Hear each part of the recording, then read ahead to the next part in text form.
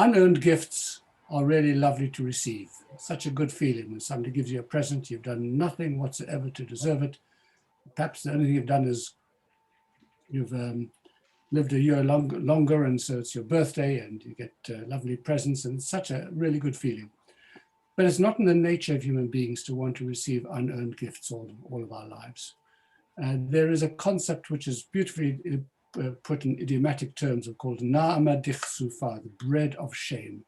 Something about human beings that make us feel that we need to actually earn what we receive, and that when we have not earned it, it's like the bread of shame. It's bread which is handed out to us without us actually having done anything to earn it.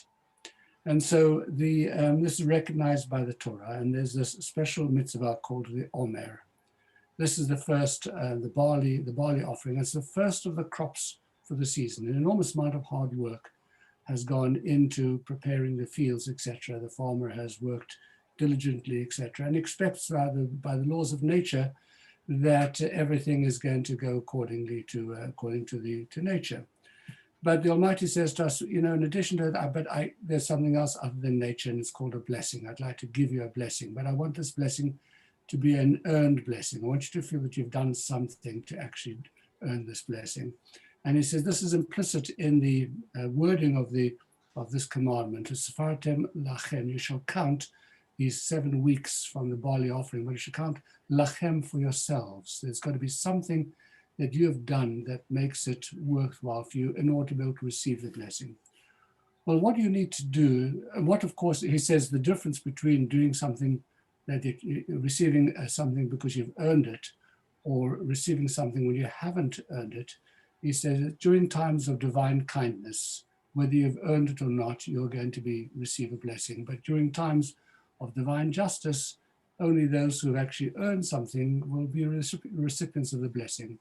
And he wants to go on for all kinds of complex reasons to suggest that Pesach, by contradistinction to Sukkot, is a time of divine justice as opposed to divine kindness. So we have to actually earn the Almighty's blessing with this special mitzvah. How do you earn it? What is it that you do?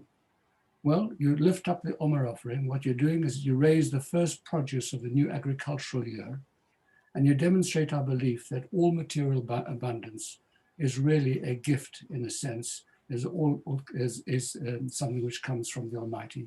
So we actually, in a sense, take this symbol of all of our work, of all of the abundance, and say it's not just the work of our hands, it actually needs divine blessing as well. It's a miracle that out of these stalks will grow food that will sustain the whole world and creatures, etc. And we acknowledge that with the very first of our crop.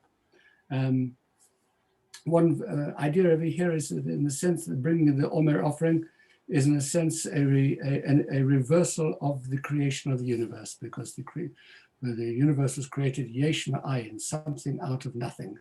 And here you're taking a something and you're turning it, in a sense, giving it back to its spiritual source, you're turning it into nothing.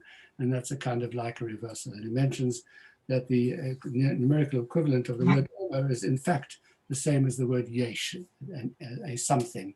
You're taking a something and you are turning it into returning it to its spiritual source. So in brief, the Omer is an idea that that is not just our own work, but it's we search for the blessing from the Almighty, and the blessing from the Almighty comes as a result of acknowledging that this food that we have is really a blessing from Him, and as a consequence, we are blessed with all of our abundance of crops during the course of the year.